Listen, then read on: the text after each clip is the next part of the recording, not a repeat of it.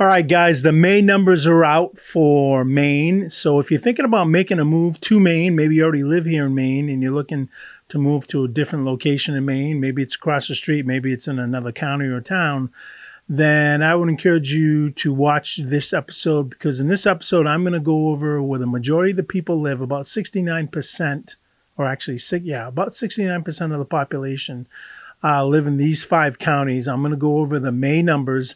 There are definitely some trends that I see that are starting to take place. So I'm going to give you kind of some market trends that are happening in these 5 top counties in Maine. And if that's of interest to you, grab your pen and paper, because we're going to get after it right now.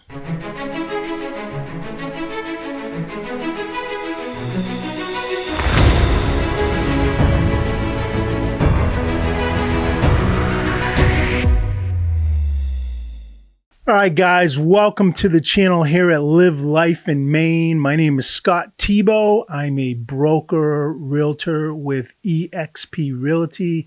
Little plug here for eXp Realty. I think we just went over 90,000 agents worldwide. eXp is the largest cloud brokerage realty or real estate company in the world. We're publicly traded. And a lot of people, kind of like Maine, are discovering the secret here, how good it is to be at eXp. One of the biggest reasons why I switched my license to eXp was because they give back half of the income they receive from splits from their agents back to their agents in terms of bonuses, in terms of qualifying revenue for people that you help bring into the company. Along with all the other benefits they have, especially their online training. So if you're new and you're just looking at getting into real estate, or you are a realtor and you want to look at options, I would encourage you to reach out to me and I can talk to you about it. It's a pretty cool company. But anyways, sorry guys, not trying to digress. This really is about the May numbers for Maine. So as I said, Scott Tebow, I was born and raised in Maine. Lived here almost my whole life. I spent 8 years in the military and came back about 10 years right after high school. I've been back ever since. I'm a father of 5. I obviously am married. I have invested in real estate. I am an investor. I own multiple properties. I own actually a couple of companies. I don't do this anymore. I used to flip houses. I don't do that anymore. I'm kind of getting older and slower, so I don't flip houses anymore. But I've been in the industry in some facet, one way or another, for the last 20 years, since 2013 as a broker. But prior to that, as an investor, I still invest, developer, flipper, renovator, you name it. I've been around the real estate industry for the better part of 20 years. So pretty versed in the whole industry here in Maine and what it takes to buy and sell real estate here in Maine. So the purpose of this episode and this channel is to help you become more educated and informed of what's going on in Maine in case you're looking to buy or sell here. And you can build a relationship with me through the camera until you're ready to reach out. Getting a lot of people now reaching out to me via email, setting up Zoom calls, wanting to start to do business, to come here or to sell here. And appreciate you all for watching the channel. If this information is of value to you, if this channel is of value to you, then I'd encourage you to subscribe, tap that bell to be notified when I drop new content. Guys, it doesn't matter if you're going to make a move in 5 months, I don't know, 5 days, 5 weeks, 5 years. I probably said that all backwards. This whole channel is just the whole purpose of this channel. The reason why I created it was to just be a resource for you to help you stay informed of what's going on in the market. So as I open my opening monologue said, I'm going to talk to you about the May numbers. They came out 7 days ago. When did May start? Yeah, about 7. I think today's June 6th. Little shout out too about what happened 80 years ago, June 6th. Many of us might not have been here if that didn't happen, and that was we stormed Normandy, the beaches of Omaha and Utah, and I think there's 3 others, and we fought back Nazism. So I know there's still some 100-year-old World War II veterans, one of our greatest generations in the world. And so a big prop out from one veteran to another. And all of you that are watching, thank you for your service and thank you for everything you've done to make this country as free as it could possibly be in this world. All right, let's get into it. Guys, I'm going to throw up on the screen right now a kind of irregular polygon. It's going to show you, really, this is where the majority of people live. Like I said, about 69% of the population. So we got about 1.4 million people in Maine. 69% of the population kind of live in these 5 to 6 counties. If I'm talking about a county and you're looking to move here and I didn't talk about that county, drop me a line, guys. Send me an email, send me a text asking me if you want to know more information about a specific region, city, town, or county, even uncharted territory, although that information is harder to get. Kind of the uncharted territories are up in the Allagash and that neck of the woods. But send me some information if you want to know about that. Then I haven't covered it in this email. In this voice, in this video. I'm all confused right now. All right, guys, so let's get into it. When I talk about Maine, there are really 5 counties that dominate the state in terms of housing, in terms of economic influence, in terms of jobs, in terms of schooling, in terms of quality of life, in terms of having the amenities, and that is these 5 counties. So I'm going to throw up on my screen right now the first county that we're going to talk about, which is York County. It's the county that I live in. I live in Biddeford, Maine. It's one of those cities in York County, kind of closer to the Cumberland County line. It's the first county, if you see on your screen to the right, it's the first county you enter when you're coming up to Maine from New Hampshire, which is how the majority of people come. A lot of people don't come across from New Hampshire from Vermont. They usually come up the coast. But it's the first county, I call it, when you enter the state of Maine. And if you look at this new kind of layout I put together, I hope it's helpful for you for some of the ones that have asked me to kind of change things around a little bit from ones that I've done in the past. So as of May, if you look at the market type, it is still a seller's market. It's probably going to be a seller's market for a while. There are some trends happening, but the biggest reason it's going to maintain and be a seller's market is really just because of inventory, guys. There's just not enough of it. And because there's not enough of it, you see the months of inventory here in York County is 1.93 months. Because there's just not enough inventory, it's going to be hard to get to a balanced market when you need 5 to 6 months of inventory, where buyers and sellers are kind of equal in the game, and anything over 6, it's a buyer's market. We've had those before too, but it's been a seller's market ever since the pandemic. You will see that the months of inventory did go up a little bit. Looks like if I make it bigger here, it's 2.6%. over last month, which was April. So inventory is growing a little bit, but here's the trends that I want you to start taking a look at, and that is list to sold price. So the average median, I shouldn't say the average, the median sold price in York County, we got a lot of beach towns here, was $501,000 for the month of May. That's only up $1,000 from the month of April. There are 376 listings currently on the market in York County. There were 195 that closed in May. But the days on market is going down, right? So it went down 8 days from the previous month, which means the previous month it was like at 34 days. But what's interesting, and this is the trend I'm starting to see, is the list to sold price. We've all heard the stories of how people were getting $40,000, $50,000, $100,000 over asking price when there was a frenzy. That is becoming far and few between now. Obviously, higher interest rates are driving some of that. Inventory is actually driving it in the opposite direction. But you're not seeing these crazy prices over asking anymore. And you're starting to see realtors, such as myself, getting what they're asking, but not a lot more. York County is one of those desirable areas to live in, and at 101% over list price is a pretty good deal for buyers.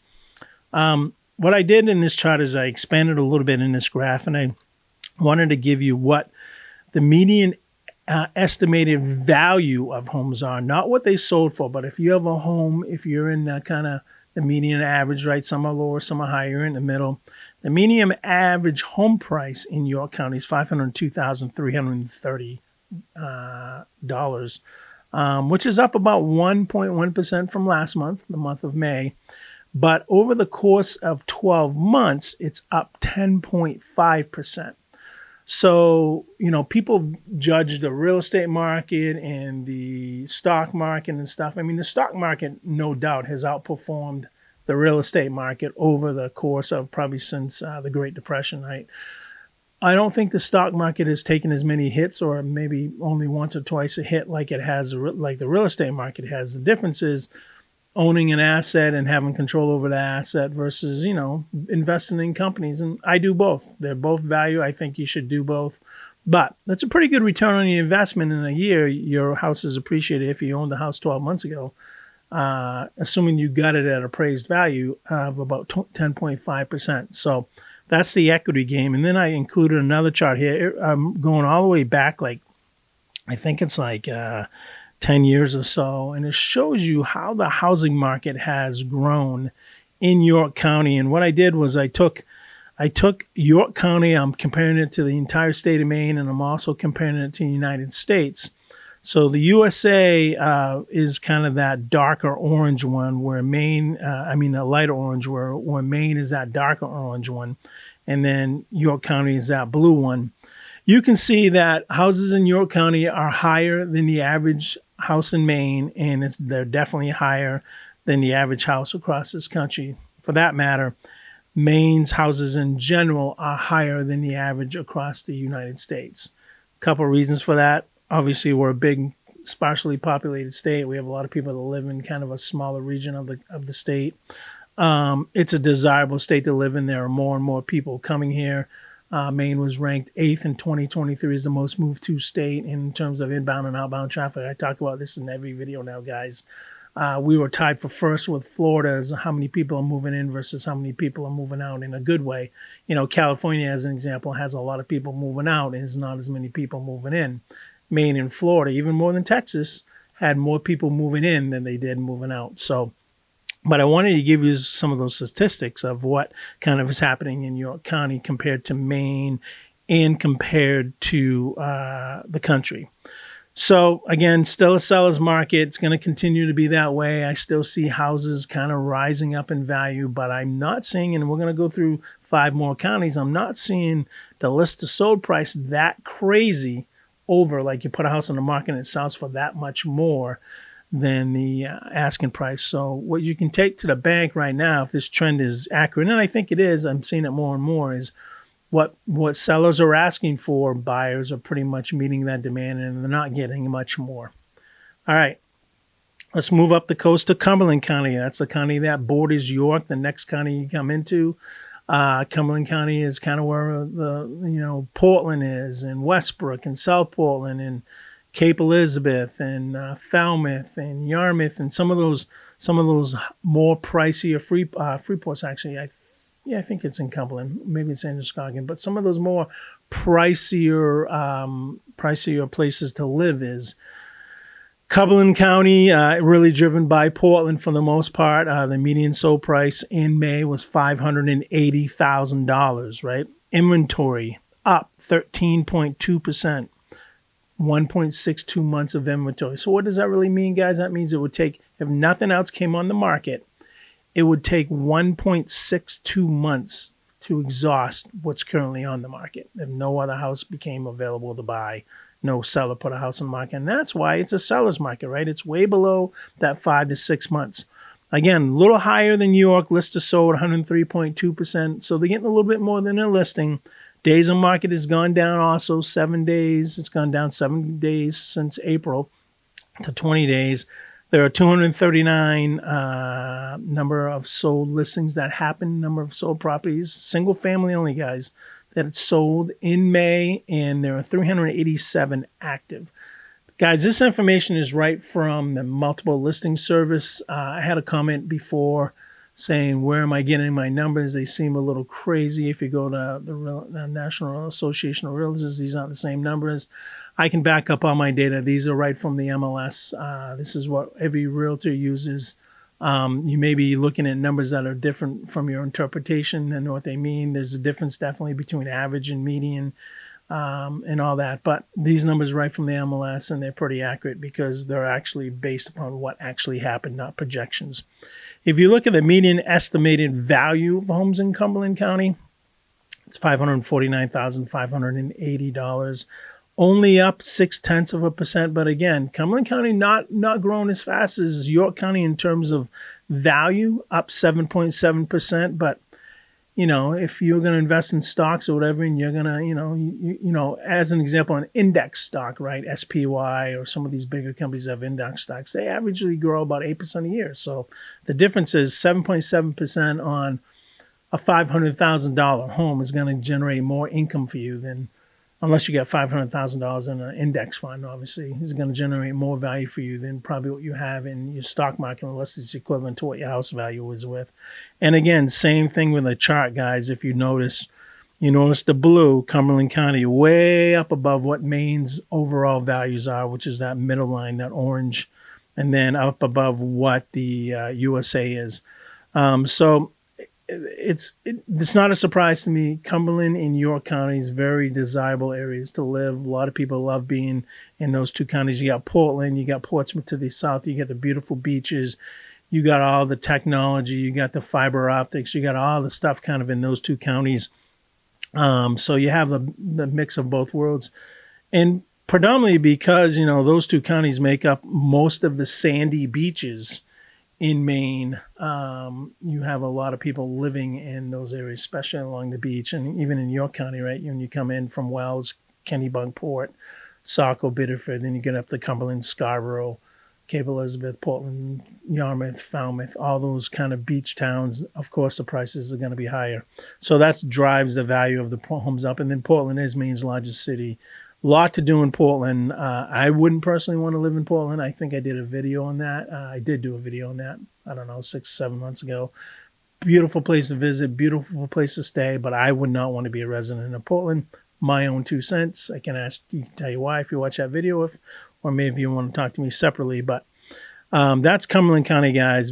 Great place to visit. Outside of Portland, there's some really awesome places to live. Wyndham, a little bit out west, Gorham. Even Westbrook, even, as you're going further west into Oxford County, you get some pretty nice areas to live up there. And I say up there, it's like 30, 40 minutes from me, but it's some pretty desirable areas to live. A lot of nice houses in Cumberland County. All right, moving on. We're still moving up the coast. Actually, we're not moving up the coast now. We're going to go to a little inland, and we're going to go to Androscoggin County. Androscoggin County is where you're going to find Lewiston and Auburn. They're two big mill towns. Lewiston was a big mill town because of the river, the Androscoggin River that came right down through Lewiston and Auburn, kind of like Biddeford and Saco separates the two communities. And Lewiston is a big mill town. Now, here's where you start to see things change as you move away from the coast. Inventory has actually gone up 1.38 months and went up 38% over last month. The list of sold price is higher a little bit too, so people are getting a little bit more than they're asking, 104.5%. Days on market down 4 days from last month. That's really because we're getting out of the cold months. April was a pretty nice month.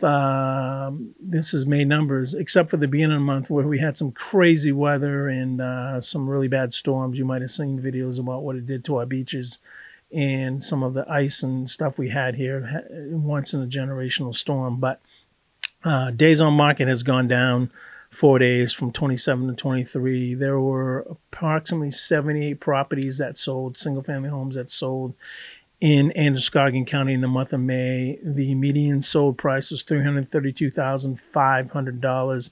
And there's approximately 108 properties right now that are available on the market effective June 1st.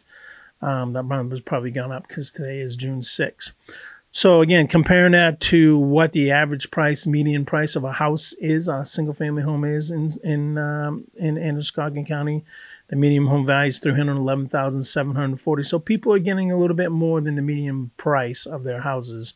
Again, last month that value has gone up 1.7%, and in a year it's gone up 8.6%. Pretty good return on your investment if you own a home. If you're seeing your house appreciate at 8.6%. Obviously, you can see all the way to the right the map of Maine where Androscoggin County is located. It's located a little bit off the coast, north of Cumberland County. It borders Cumberland County, a little bit off the coast. So you see the prices are a little different as you go inland a little bit. And this chart really exacerbates this issue, right? Look at the blue line. That's Androscoggin. Look how far below it is from the national average of houses in the USA as of May, and for the houses in average of all of Maine, right? It's well below. I mean,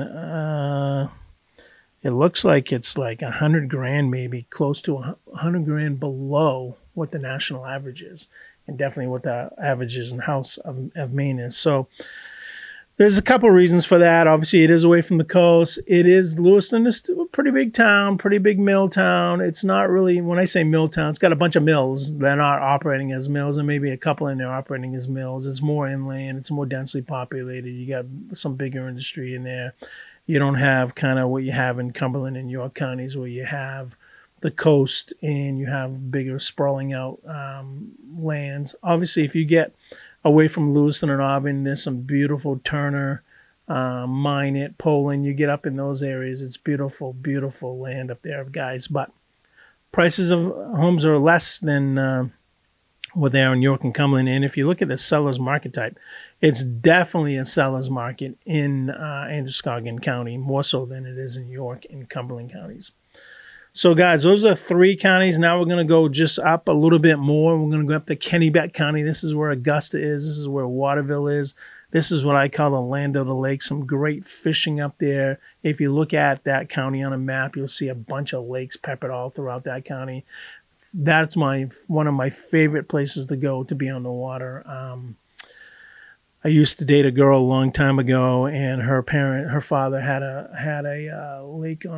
camp on Lake Cabasacante, which is like a 16-mile lake or maybe 10 miles. It's pretty long, and it was awesome fishing. They had fishing tournaments and that on there, but very beautiful lakes and countryside up there in Kennebec County. And you have the state capital of Augusta, which is actually the second smallest state capital in the country behind. I got to look this up because I keep on saying either North Dakota or South Dakota. It's one of those two, but I'm not sure which one.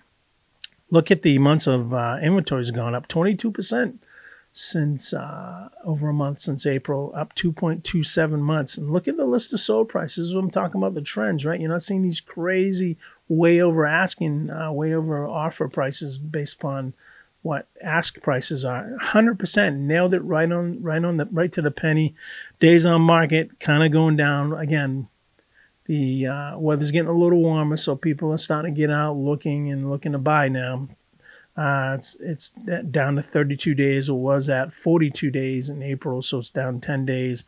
Number of sold listings in Kennebec was 98. Number of active listings 222.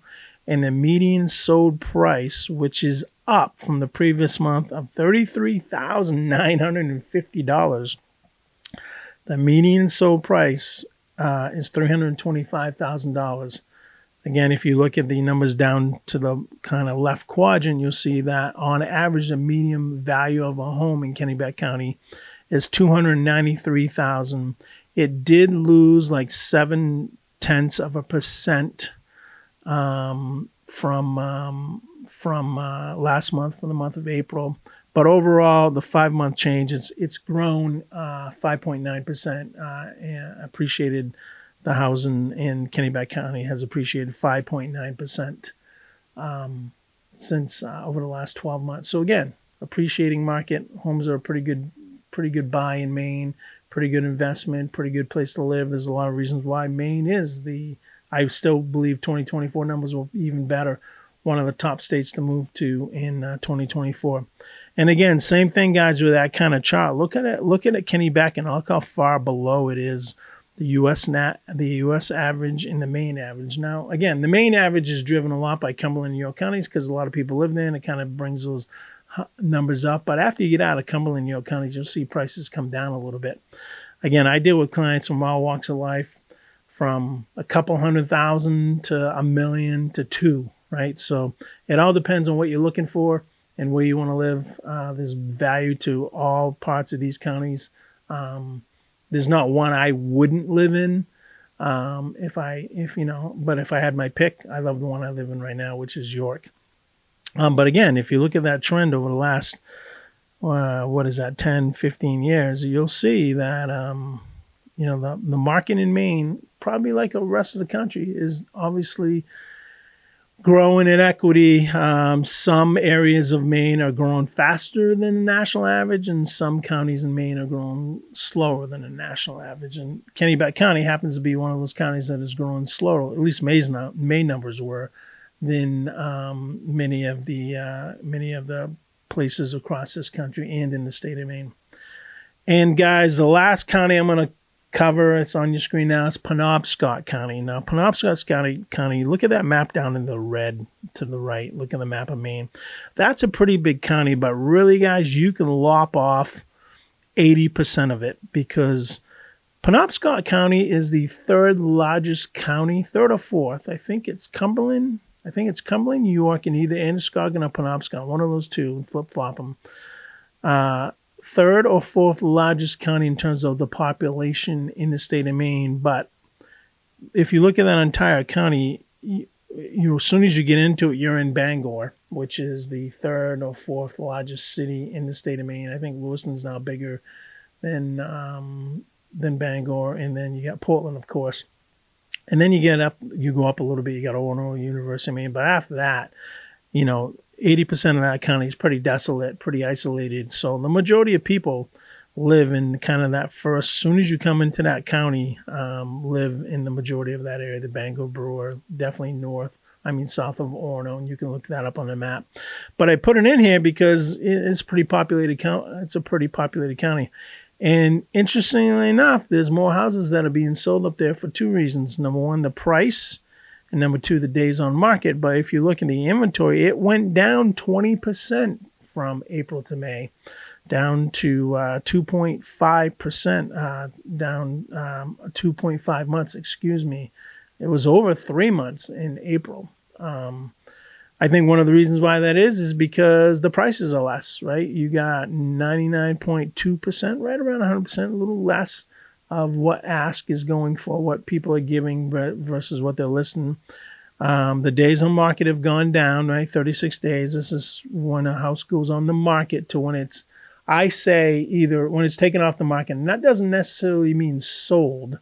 That means it's either listed as under contract or it is sold. So you can put a house, you can get an offer on it and make it active, but under contract, if you will.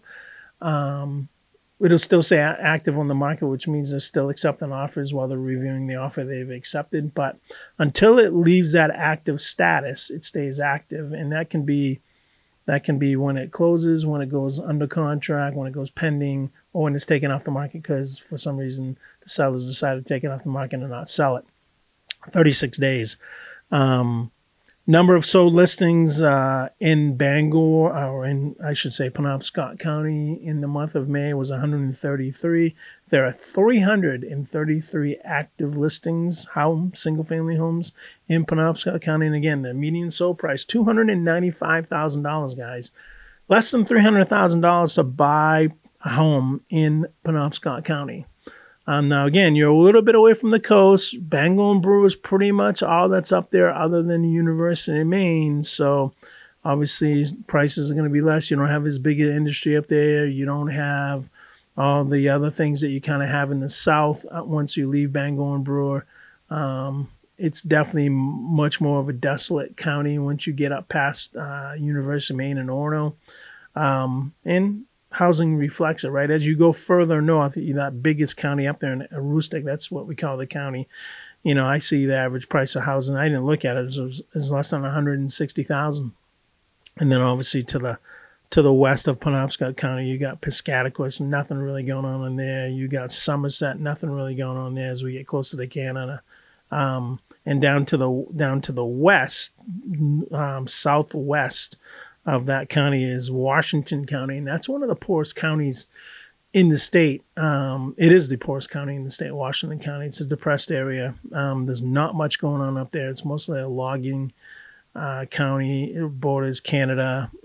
So there's not a lot going up there, and you can't really get there from here. You know, they have an airport here and there, but it's definitely at the end of the line when you talk about United States going into Canada.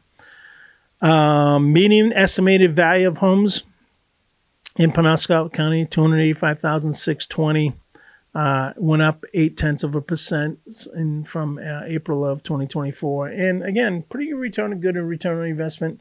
If you own the house in Penobscot County last year, you've gained about 9.7% value in terms of equity in that house. Again, if you look at that chart, right, pretty big drop for houses in Penobscot County compared to Maine and the United States. So I thought that would be interesting information for you guys as you looked at different areas in Maine and where you might want to move to if you're thinking about moving to Maine, either across, from another state or from a different county. Again, if there's any counties that you want or cities or towns that you want me to evaluate personally outside of what I've just given you, just let me know.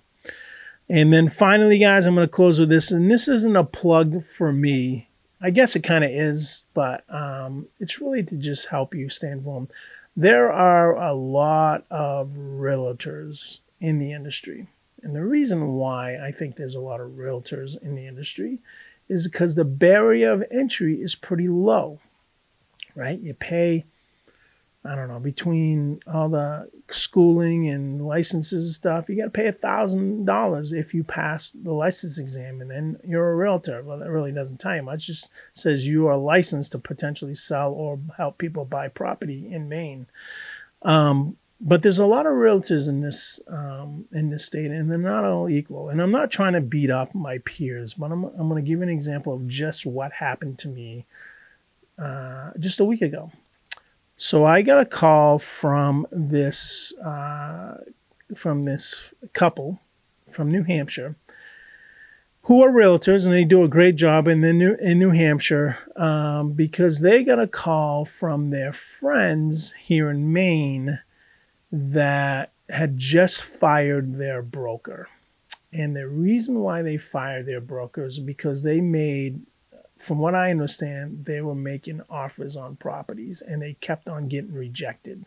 They kept on losing these offers and they were getting pretty frustrated, and they needed to find a home because they had sold their home and they needed a place to go, and they are getting pretty discouraged and pretty desperate. So this couple from New Hampshire called me and recommended to them that they work with me. I guess they saw, this couple from New Hampshire, I really don't know either. They're with my agency, EXP, but I've never met them, but they just saw my profile and seen some of the things I did. So I met with this couple a little over, actually, about a week ago now. It's been about a week, and I understood what they were trying to achieve, understood their goals, understood the situation we were in. We looked at two properties. The first property we looked at really was just me talking to them and meeting them and realizing that property wasn't going to be for them. The next property that they wanted to see, they really wanted, but they weren't sure they could afford or they could win because they were getting kind of discouraged on how many offers they made for the prior agent broker and not getting anywhere with it. So I kind of knew this is the house they wanted. The funniest thing is they went to an open house Saturday. I couldn't be there. My son had his graduation party, and he's special needs. So, and I had family flying in from all over the place, so I couldn't be there. They knew that, so they went to this open house by themselves. I still haven't seen this house. I knew they were going to be all excited. They called me during the party. My wife's like, "Are you really going to take that?" I'm like, "Yeah, I just give me a minute, honey." So I took the call, talked to them, talked about a strategy, talked about what we need to do. See, being in real estate and being a realtor, it's not just about selling or buying houses for people or helping them. It's also about understanding how to negotiate with the other side. And it's also really important to understand how to manage expectations with not only them, the other side, but your side, right? So I kind of went down that road with them just to help them manage expectations and understand what they're up against and what they need to do. And they agreed. They agreed that, Scott, we've never had somebody talk to us like this. We really appreciate that. We're going to follow your lead. Okay. So let's put the test. Let's put the pedal to the metal. We put an offer on this house that they really want. It's in Kennebunk. Got a call. So all offers were being accepted within you had to submit an offer, but no offers were going to be looked at for 3 or 4 days. And I had a conversation with the listing broker and I said, you know what? Are you telling me that there are going to be no offers presented to the buyer, to the seller until this specific day, which actually was yesterday?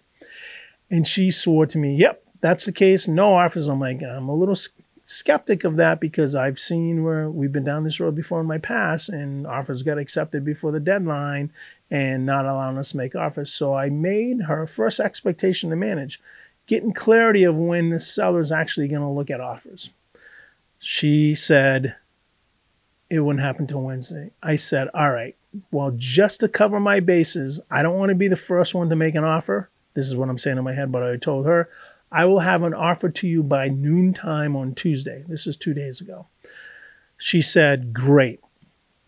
That morning, she calls me, actually sends me a text, are you still submitting an offer? And I had told her prior, I had a consult with my clients. They've accepted what I wanted, what I think is the best thing for them to do. I will send you this offer on Tuesday. She texts me that Tuesday morning, 2 days ago, and says, are you still submitting an offer? That told me that she was looking forward to our offer because maybe she didn't get what she was looking for, or maybe she did, but based upon the correspondence that her and I had, she thought that I would be bringing a pretty good offer to the table. So I submitted the offer. Had to go back and forth on a couple things. It wasn't on price. It was that the sellers needed to stay for a few weeks longer than the closing was going to be if they accepted our offer because the sellers have a child, a daughter that's going to start college. I went back to my buyers, explained them the situation, explained them they originally wanted payment or wanted to wanted to be able to charge back.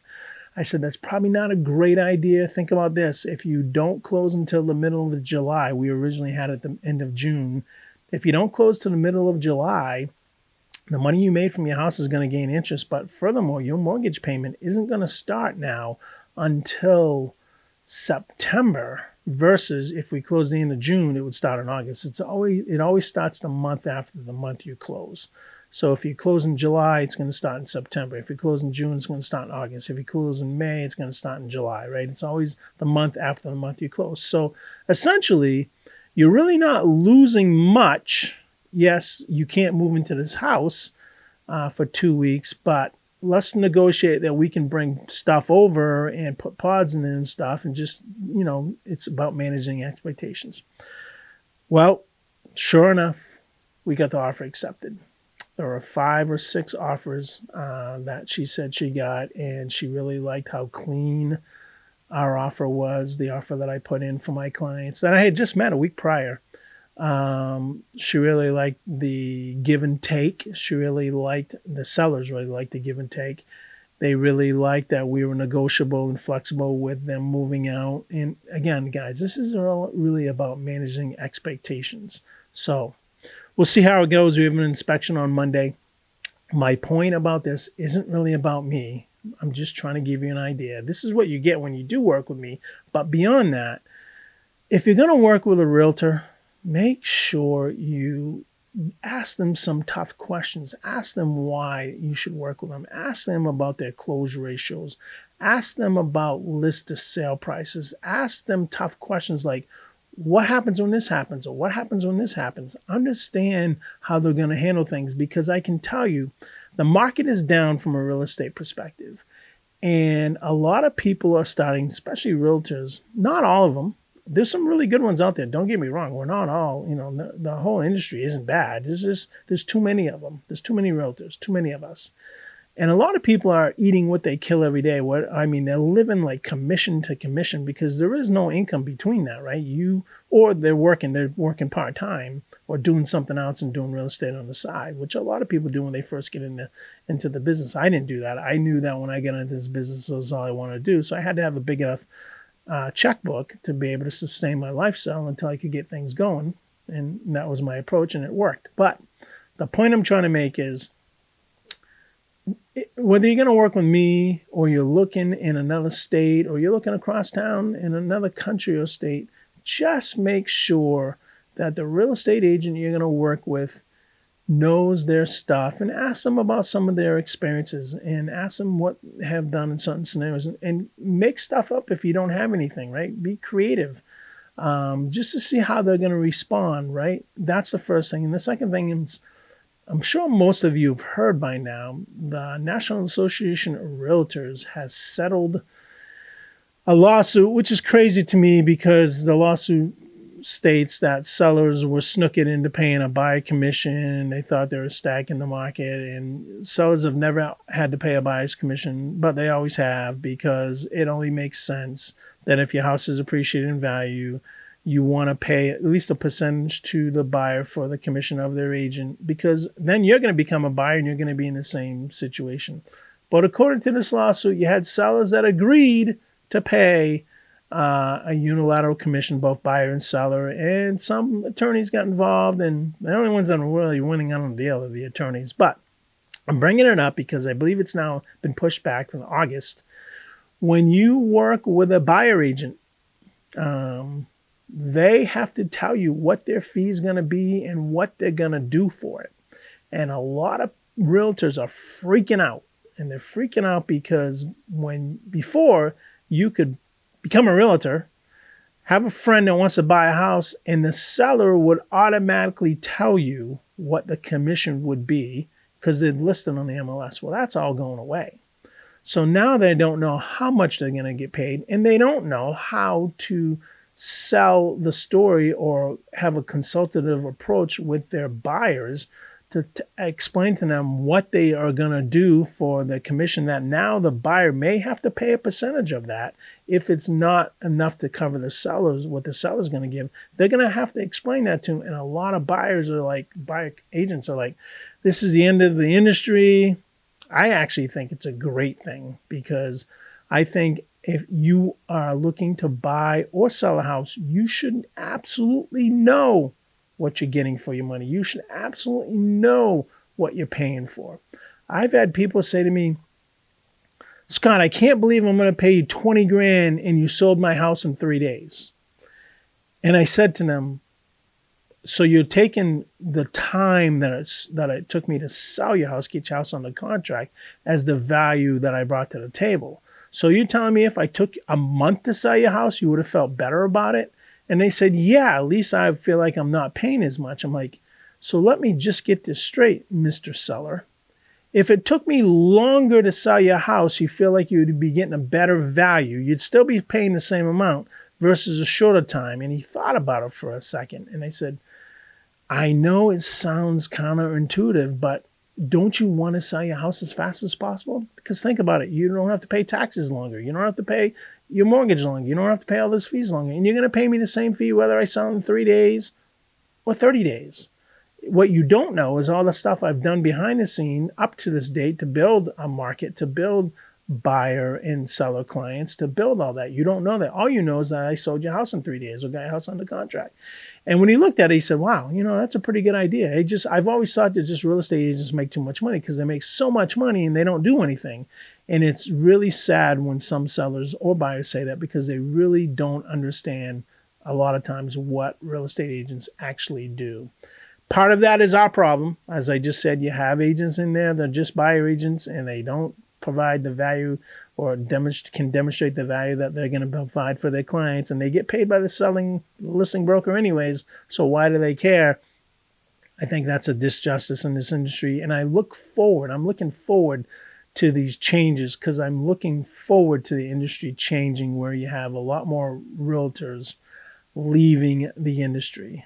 Not to mention it's a tough industry right now. Houses, there's not enough inventory, and interest rates are really high. So I'm looking forward to that day because, you got to get through the white noise to make a difference in this industry. And, it's time in the seat too. So hence another reason I started this YouTube channel. I've sold houses for people I would have never met without this YouTube video from other parts of the country. So, all right, guys, that's it from me here. I hope you're having an awesome day. Remember, today is the 80th anniversary of the Saving Private Ryan, if you will, the storming of Normandy. There was a ceremony out in France today. I saw President Biden speak. I thought he actually did a pretty good job, although he got into NATO and Ukraine after that, which I thought was kind of muddy in the waters.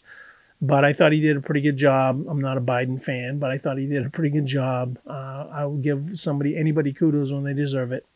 But just remember, if it wasn't for the people that have come before us, veterans, revolutionaries, all the people that have put up and died for the right for our freedom, I probably wouldn't be able to make this video. You probably wouldn't be able to watch this video. Housing, you probably may not even be able to look at housing. And we could have been in a totally different environment. So be appreciative of what you got.